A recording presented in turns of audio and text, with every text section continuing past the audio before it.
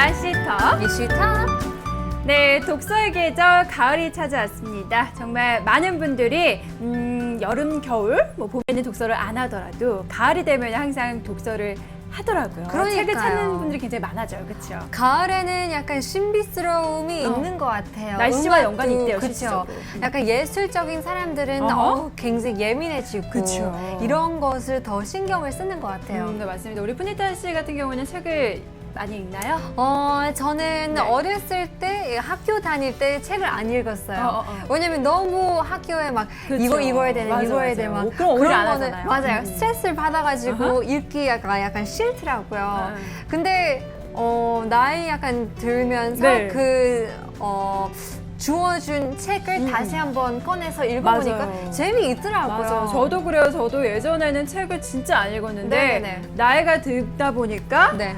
주위에 책을 좀 돌아보면서 책을 많이 읽게 되더라고요. 그쵸, 그쵸. 그래서 어렸을 때 읽은 거 다시 읽으면 뭔가 감회롭고 네. 더 깊게 와닿아요. 그러니까요. 어떤 사람들은 영어 한 판을 계속 오랫동안 그쵸. 보고 어떤 네. 분은 책을 한 권을 계속 매년, 매해 읽는 사람들도 있더라고요. 네, 맞습니다. 정말 독서하기 좋은 계절, 이렇게 가을이 찾아왔고 또 독서를 권하기도 좋은 계절 가을이 왔는데요.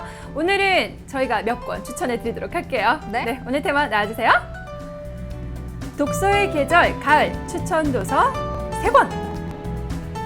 네, 일단 책을 추천해 드리기 전에 왜 가을에 이렇게 독서의 계절이라고 불리는지 한번 이유를 알아보도록 하겠습니다.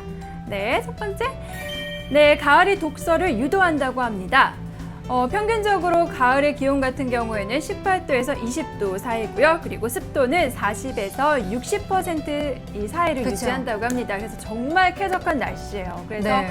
가만히 있어도 뭔가 막 행복해요. 맞아요. 막 좋아지고. 네, 그쵸? 그냥 길거리를 다니면서 집으로 가는 길이 굉장히 뭔가 센치 있어지기도 하고, 그쵸? 맞아요. 또 아무래도 조금 지나면서 이 나뭇잎이 색깔이 바뀌면서 더 그럴 거잖아요. 맞습니다. 그리고 네. 가을 같은 경우에는 이 가시광선 중에서 파란색이 더 많이 전달되어서 하늘 같은 경우에도 더 진하고 더 깊다고 합니다. 그래서 이러한 가을 조건, 네. 이 가을의 날씨 조건이 독서를 통해서 사색이라든지 명상을 유도한다고 합니다. 와우. 그래서 가을이 독서를 유도한대요. 네네. 이러한 계절적 원인이 있었습니다. 네.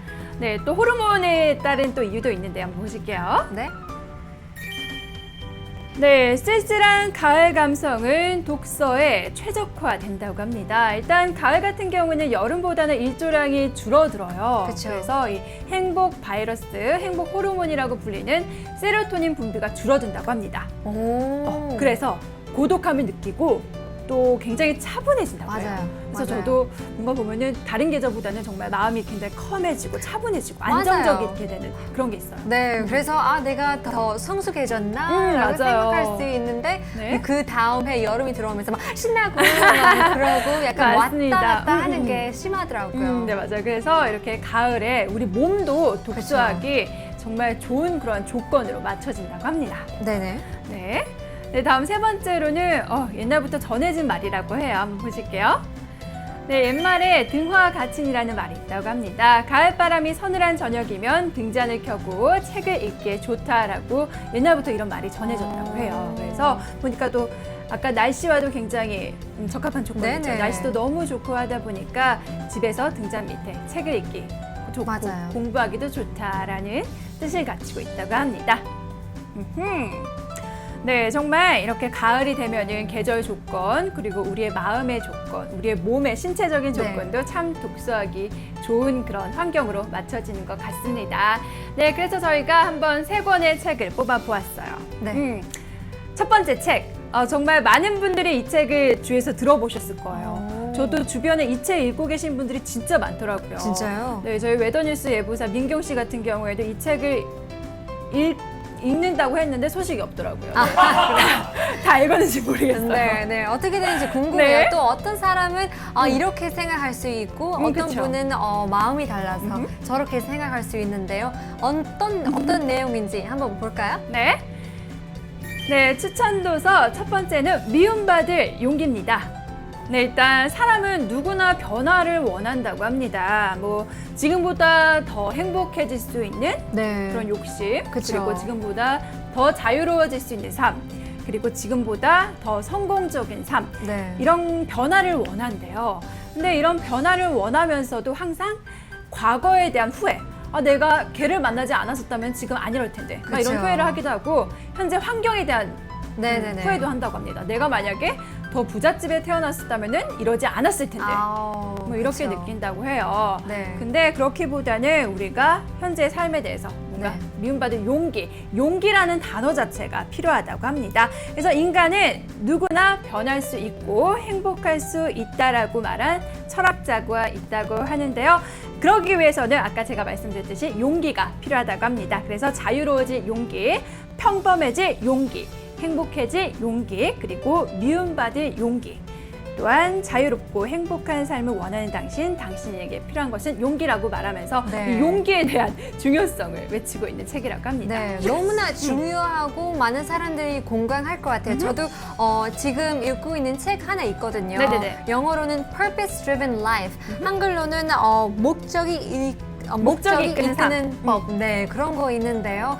그거를 읽으면서 한 5가지 이유가 있더라고요. 그 중에 하나가 왜 목적이 없는지, 또 두려움 있더라고. 그리고 죄책감, 그 전 과거의 죄책감. 그래서 미래에 집중할 수도 없고, 그쵸. right now, 이 present, 이 현실, 지금을 집중할 수 없다고 합니다. 맞습니다. 그래서 네. 여러분 이 미움받을 용기, 뭔가 굉장히 심오한 그런 내용을 갖추고 있을 것 같기도 한데요. 네네네. 우리 삶에 용기를 전해준다는 그런 메시지인다고 하니까요. 여러분 한번 꼭 읽어보시고, 이 책 같은 경우에는 2015년 상반기 국내 베스트셀러 1위를 등극을 했고요. 와우. 또한 현재 28주 동안 1위를 차지했다고 합니다. 네. 굉장히 많은 분들이 읽고 계시기도 하죠. 그러네요. 네. 그렇다면 우리 한번 민경 씨 미움받을 용기 있습니다. 네.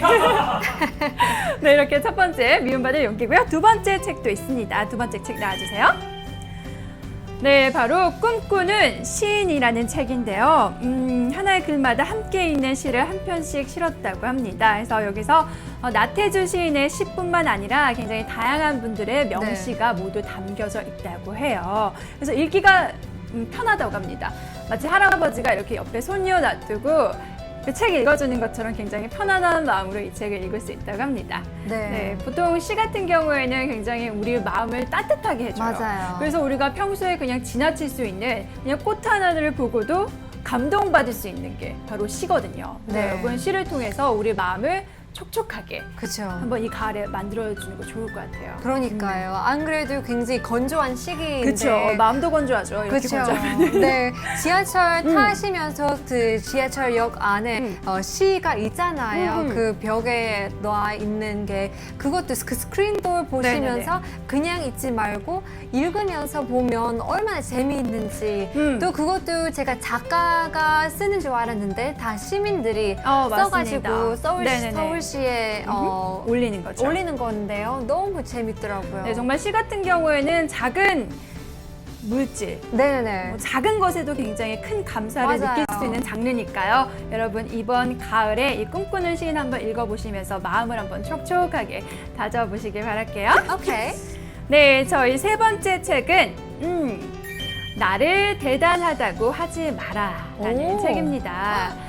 독특하네요. 네, 일단 제목이. 외성마비라는 장애를 갖고 태어난 작가가 화가시래요. 네. 세상의 편견을 극복하면서 또 성장하는 삶의 이야기를 적어놓고 있다고 합니다. 굉장히 솔직담백하게 담아둔 책이고요. 또 이렇게 장애인이라는 현실을 부정하지 않고 이러한 장애인이라는 현실을 부딪히면서 네. 어떻게 자기가 이렇게 성공하면서 화가로서 성공하고 또 네. 이러한 삶의 현실을 살아가고 있는지 무겁게 담은 게 아니라 굉장히 유머러스하면서도 유쾌하게 담은 책이라고 합니다. 네. 그래서 뭐 나를 대단하다고 하지 마라, 이거는 나를 연민하지 마라, 뭐 이런 네. 의미를 갖고 있다고 해요. 그렇죠. 재밌겠네요. 어떤 그러니까요. 사람들은 굉장히 고통스러운 그런 과정 그쵸. 중에 작은 한 재미를 더 크게 볼 수 있는 게 너무 축복이라고 해야 되나? 너무 큰 마음인 것 같아요. 그렇죠. 네. 또 이렇게 장애인에 대한 사회적 문제를 조금 다룬 책이라고 합니다. 그래서 우리가 편견을 갖고 보는 게 아니라 조금 더 함께 어울릴 수 있는 네. 그런 사회를 만들어가면 더 좋겠죠. 네, 저희가 이렇게 세 권의 책을 추천해 보았습니다. 정말 책을 통해서 우리가 얻을 수 있는 거는 평소에 우리가 접할 수 없는 세상을 책을 그쵸. 통해서 볼 수가 있고, 우리가 또 책을 통해서 과거를 볼 수가 있고, 현재를 네. 볼 수가 있고, 미래를 볼 수가 있습니다. 그리고 우리의 영혼에 어떠한 간식을 준다고나 할까요? 그쵸. 네, 영혼이 굉장히 풍부해질 수 있는 게 이런 독서인데요. 오늘 또 여러분 집에 가시면서 저희가 추천해드린 책 한 권 구입하셔서 이번 가을 한번 풍성하게 보내셨으면 합니다. 네네. 네, 지금까지 날씨 톡 이슈톡 시간이었습니다. 네. 감사합니다.